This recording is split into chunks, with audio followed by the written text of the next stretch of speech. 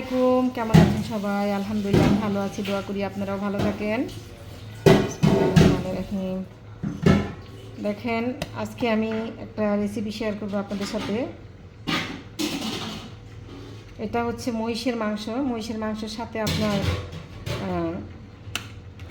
আছে এখানে কলিজা আছে, তারপরে গুর্দা আছে, হার্ট আর কি, তারপরে কিডনি আছে।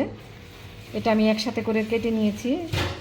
এটা এখানে মহিষের মাংসের অনেক দাম, আমাদের দেশে মহিষের মাংস সস্তা কিনা।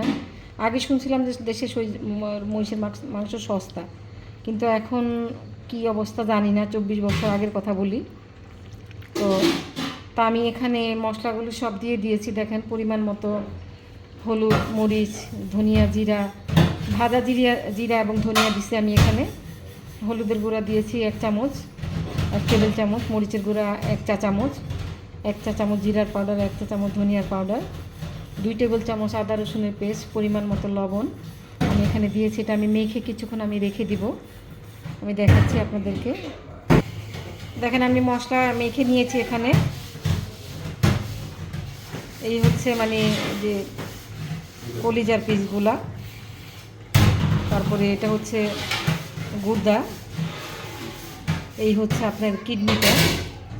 আমি মাংসটা সহ একসাথে মেখে নিয়েছি। এখানে নাকি মহিষের মাংসের অনেক দাম, তো ছেলে খাবে বলে নিয়ে আসছে। আমাদের দেশের মতো মহিষের মাংস এখানে কিন্তু শক্ত না। এই মহিষের মাংসটা অনেক নরম, এটা কষানোর সাথেই নরম হয়ে যাবে। এটা বাচ্চা মহিষের মাংস এখানে পাওয়া যায়, শক্তটা না, মানে বড়টা না। তো আমি দেখাচ্ছি। এখানে মশলা মেখে রেখে দিলাম কিছুক্ষণের জন্য। আমি এখন পেঁয়াজ কাঁচামরিচ কেটে নিব। দেখুন, আমি চুলাটা জ্বালিয়ে দিয়েছি। এখানে একটা কড়াই বসিয়েছি। বিসমিল্লাহির রহমানির রহিম। আমি আজকে রান্নাটা সরিষার তেল দিয়ে করব, যেহেতু মহিষের মাংস এখানে কোনো তেল ছিল না। আপনারা দেখেছেন মাংসতে, এটা মার্কেট থেকে নিয়ে আসছে। তো এই জন্য আমি সরিষার তেলের পরিমাণটা একটু বেশি দিলাম। আর কিছু গোটা গরম মশলা দিয়ে দিলাম এখানে। 4-5টা দারচিনি আছে, একটা বড় এলাচ আছে, 3 টুকরা দারচিনি, 4-5টা এলাচ, ছোটো এলাচ, একটা বড় এলাচ, কয়েকটা গোলমরিচ আর লং এখানে দিয়ে দিয়েছি।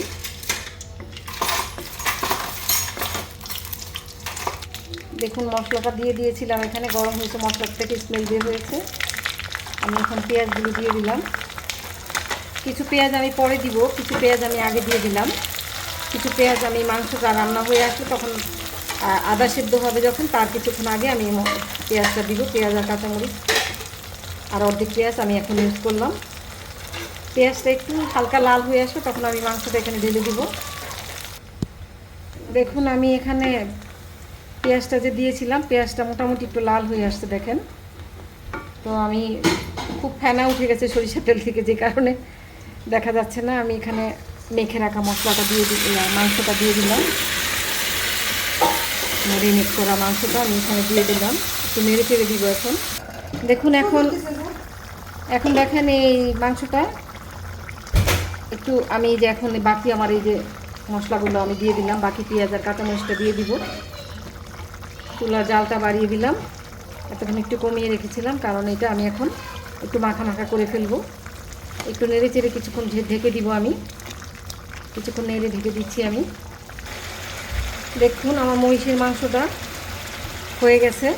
আমি একটু সামান্য ভাজা জিরার গুঁড়া আর একটু সামান্য একটু দিয়ে দিলাম উপরে। আমি চুলাটা এখন বন্ধ করে দিব, একটু নেড়ে চেড়ে। তো কেমন হলো আজকে আমার এই রান্নাটা? অবশ্যই লাইক শেয়ার করবেন, কমেন্ট করে জানাবেন কেমন হলো। ভালো লাগলে অবশ্যই জানাবেন কমেন্টের মাধ্যমে। ভালো থাকবেন সবাই।